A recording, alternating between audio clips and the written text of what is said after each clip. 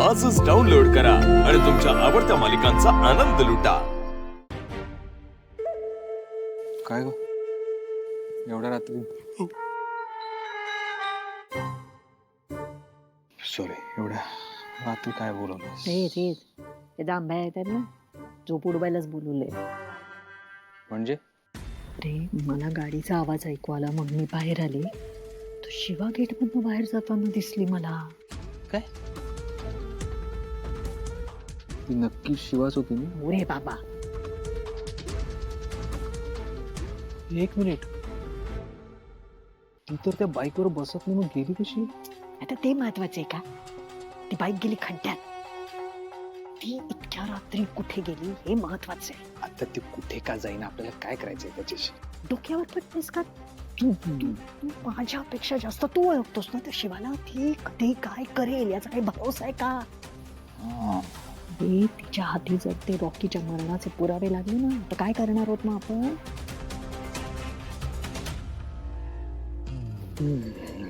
माझी झोप उडवलीस तू. ओढली ना, बरं झालं. बरं, आता मी एवढ्या रात्री तिला कुठे जाऊ शोधायला? मग बाबा, तिला शोधायची गरज नाहीये. ती जर येताना रॉकीच्या मरणाचे पुरावे घेऊन आली ना, तर ते आपण पहिले आपल्या ताब्यात घेतले पाहिजेत. आता समजा तिच्या हाती काही पुरावा लागला असेल तर ती आपण कसं देईल? शिवा दे ना तो पुरावा, तुझ्या हाती लागलाय तो, असं म्हणायचं. देईल ती? नाही ना, म्हणजेच काहीतरी दंगा करावा लागणार की नाही. ठीक आहे, तुझ्या काही डोक्यात आहे का? आज जाण कडी लावून घे.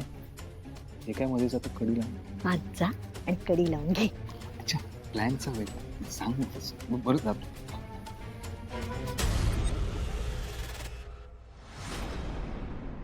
दिव्या पाटील, येस, हे घ्या मॅडम, 410 झाले. मी पर्स घेऊन आलेच. हो.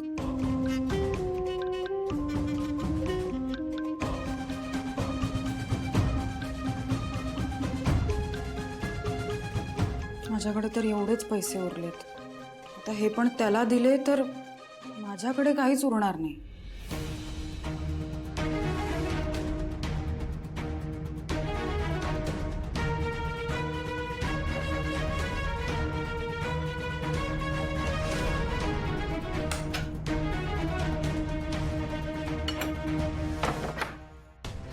हे काय आहे? काय झालं? मलाच विचारताय काय झालं? बरं झालं मी हे बघितलं, नाहीतर तुम्ही फुकटाचे पैसे घेऊन गेला असता. पण मॅडम, नक्की काय झालंय? काय आहे? हा कचरा कुठून आला यात? दिसतोय का? मॅडम, असं होऊ शकत नाही. मला एक गोष्ट सांगा, अन्नामध्ये कोणी खिळे टाकते का? मग तुमचं काय म्हणणं आहे? मी केलंय हे? मी टाकले ह्यात खिळे? नाही मॅडम, मी असं कुठं म्हटलं. मग काय खिळे खाऊ का मी? एक काम करा, तुम्ही तुमच्या हॉटेलवाल्यांचा नंबर द्या, मी त्यांना फोन करून सांगते की हे डिलिव्हरी करताना असं कचरा करतात म्हणून. मॅडम प्लीज असं न करू. हॉटेलमध्ये फोन लावणार, माझी नोकरी जाणार तिथे. तुम्ही नंबर द्या, मी फोन करते, त्याशिवाय तुम्ही ऐकणार नाही. बरं एक काम करा, पैसे राहू द्या, पार्सल ठेवा, पण प्लीज कंप्लेंट न करू. Please please. हां ठीक आहे, पण असं परत करू नका. मी तुम्हाला जाऊ देते, दुसरं कोणी जाऊ देणार नाही. बरं चालेल.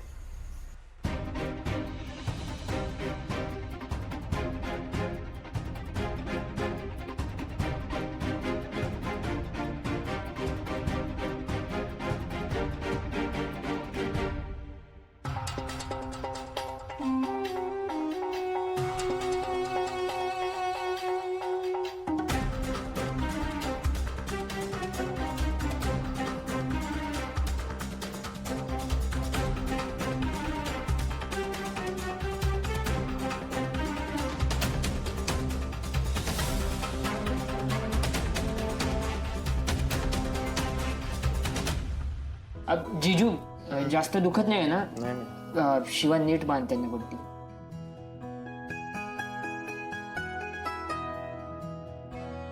ए, कुठं चालला? थांबा. शिवा, पण मला खरंच नवल वाटतं. तुला कोण का मारायचा प्रयत्न करेल का? ते काय मला माहित नाही रे, पण मला एक गोष्ट वाटते की रॉकीला हे सगळं कळलं असेल म्हणून तो तिथे मला घ्यायला आला. तेच ना, म्हणजे रॉकी वस्तीच्या बाहेर जाऊन थांबणार होता आणि तू त्याला घ्यायला येणार होतीस ना. मी तेच तर म्हणतेय ना. म्हणजे रॉकीने वस्तीच्या बाहेरच काहीतरी बघितलं होतं आणि मग तो तिकडे आला. ऐका थांबा, आपण नुसतं हे अंदाज बांधून काही होणार नाहीये. आपल्याला पुरावा पाहिजे. त्यासाठी आपण तिकडे जाऊन फोन शोधूया ना, तेच तर सांगतेय. ए भाईलो, जर पोलिसांना तो फोन सापडला नाही याचा अर्थ तो फोन तिथंच असेल. हे चला शोधूया आपण. ए शिवा बरोबर बोलतोय हा.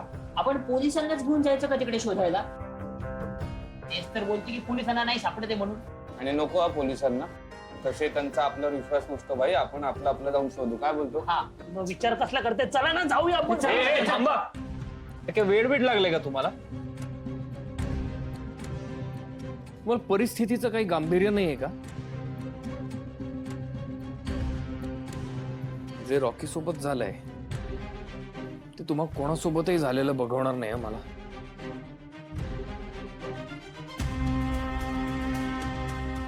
आणि शिवा, तू जे म्हणतेस त्याचं खरं असेल, तुझ्या जीवाला धोका असेल, तर त्या ठिकाणी तू फोन शोधायला जाणं किती धोकादायक हे तुला कळत नाहीये? आशू, मला काही नाही होणार रे. काही बोलू नकोस तू. आणि तुम्ही सगळे कोणी कुठेही जाणार नाहीये, कळलं? प्रॉमिस करा आधी मला. लक्षात येतंय? ते उद्या आपण जाऊ, पोलिसांना फोन तो आहे तिथे सांगू आणि सगळं सांगू. ते जे काही ट्रेस करायचं ते करतील, लोकेशन काढायचं ते काढतील. तुम्ही कोणी याच्यामध्ये पडायचं नाहीये. अरे त्यांच्याकडे काय एकच केस नाहीये आशू. शिवा, मी सांगतोय तुला कळत नाहीये. मी सांगतोय ते फायनल आहे. रात्र खूप झालीये, चला झोपा. आणि तू चल घरी. तू हो पुढे, मी गाडी. शिवा चल माझ्या बरोबर, चल. येते. चल झोपा आता. आणि